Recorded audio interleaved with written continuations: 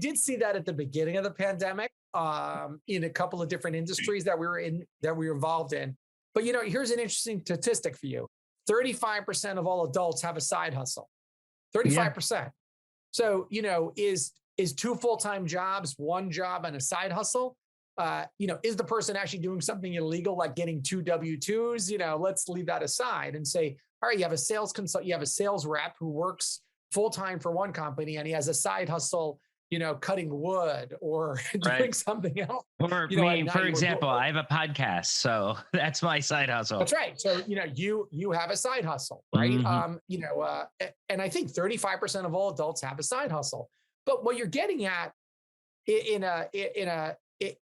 in some ways, I actually think that we are shifting away, or let's say we're shifting towards an outcomes-based society and less of a time-based society. Right. And I come from sales, and so in sales we always were. Same here.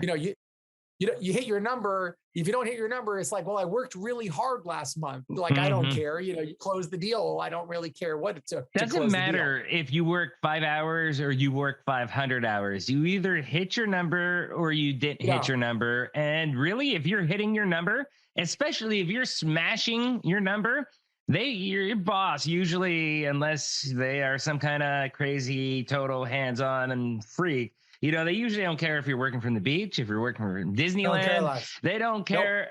You get the job done. Like it's golden territory, and that's how I've always produced the best. And I hope my boss doesn't listen to this, but when I was in sales, I had plenty of 10-hour weeks, but I was also a top performer for them that was smashing it, and produced way more for them. And it's just how things are. Right. So if you take that to the next level, why isn't every role designed around outcomes and less about clocking in and clocking out? Right. And look, when anecdotally, 5 years ago, if I got an email from you 11:30 at night, I would say to myself, "Wow, David's really working late tonight." Right. If I got an email from you today at 11 o'clock at night, I would say, "Wow, Dave took off, Yeah. had dinner with the kids, helped Yeah. out with the family, and then went back online and sent me an email." Like, I don't think Yeah. for a moment that you've been working since 7 a.m. to 11:30 p.m. It's a different world we're in. So, Evan, I've allowed you to name drop on here a couple of times. It's my time to name drop. We've had Soledad O'Brien on here, and this was probably about a year ago. And she was excellent at, normally when she's on a show, people want to talk politics about her. But I was actually talking about, hey, you're a mother, you're a busy executive, you're TV, all that stuff. How has it been working from home? And she's telling us stories about tater tots and stuff like that. But one discussion we did have that was really cool was the future of work. Is 9 to 5 outdated for most positions? And is it going to be, basically output related positions, based on performance, committing, your task-based, task-orientated type work instead of the traditional 9 to 5, 40 hours a week type job?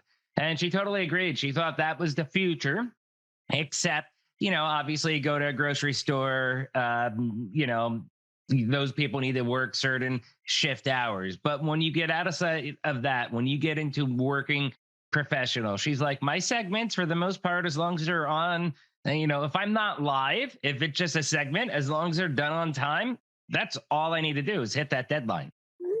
Look, I agree. And it's actually isn't that an easier way to work? Isn't that easier to say, well, how much time who cares? Like, did you get your job done or not? And by the way, I think that's how we originally started, right? Working in the fields, you picked your corn, you sold your corn, that's how you got paid.